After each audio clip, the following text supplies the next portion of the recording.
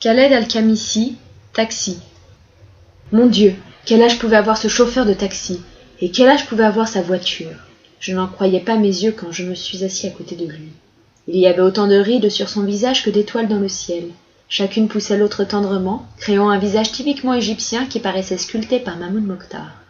Quant à ses mains, qui tenaient le volant, elles s'étiraient et se rétractaient, irriguées par des artères saillantes comme le Nil allant abreuver la terre desséchée.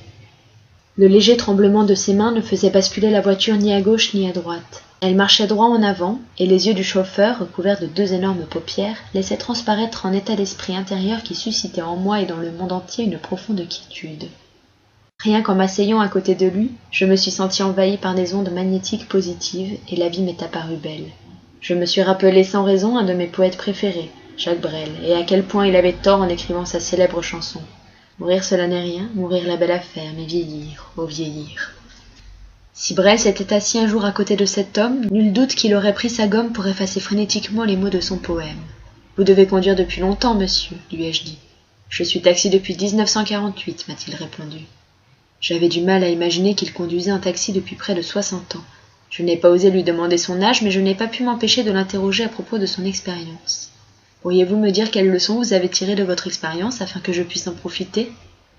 Même la fourmi noire sur un rocher noir dans une nuit ténébreuse reçoit sa part de bonté divine. Que voulez-vous dire ? Je vais vous raconter une histoire qui m'est arrivée ce mois-ci, et vous comprendrez mieux où je veux en venir. Volontiers.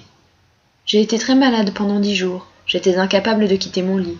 Bien entendu, je vis au jour le jour, donc au bout d'une semaine, il n'y avait plus un sou à la maison.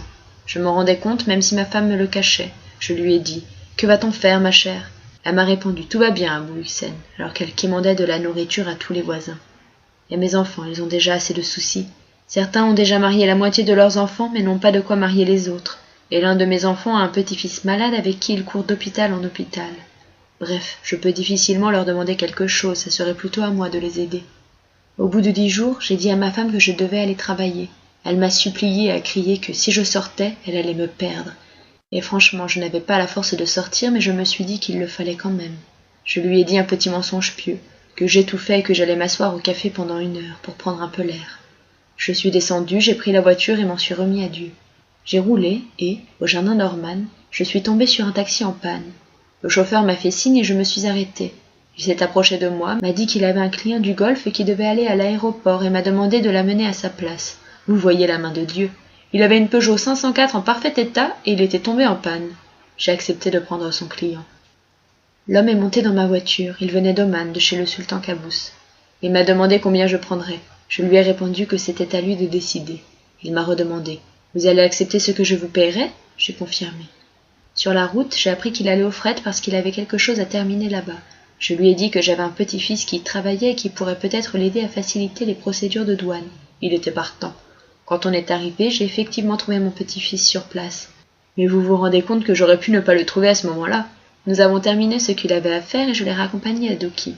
Il m'a demandé à nouveau. « Vous prendrez combien pour la course, Haj ?» Je lui ai répondu. « On s'est mis d'accord, je prendrai ce que vous me donnerez. » Il m'a tendu 50 livres.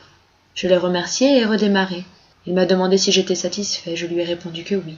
Il m'a alors dit. « Les douanes auraient dû me coûter 1400 livres et j'ai payé 600 livres. La différence de 800 livres est un cadeau de ma part, vous les méritez. Et le trajet en taxi vaut 200 livres. Voici donc 1000 livres et les 50 livres que vous avez déjà sont un cadeau. Vous voyez, monsieur, un seul trajet m'a rapporté 1000 livres alors que je peux travailler un mois entier sans toucher cette somme. Dieu m'a fait sortir de chez moi, a fait tomber la 504 en panne et a tout fait pour que je touche cette somme. Le pain quotidien ne t'appartient pas et l'argent ne t'appartient pas. Tout appartient à Dieu. C'est la seule leçon que j'ai apprise dans la vie. Je suis descendu du taxi à regret. J'aurais aimé rester encore des heures avec lui. Malheureusement, moi aussi je devais continuer à courir pour gagner ma vie.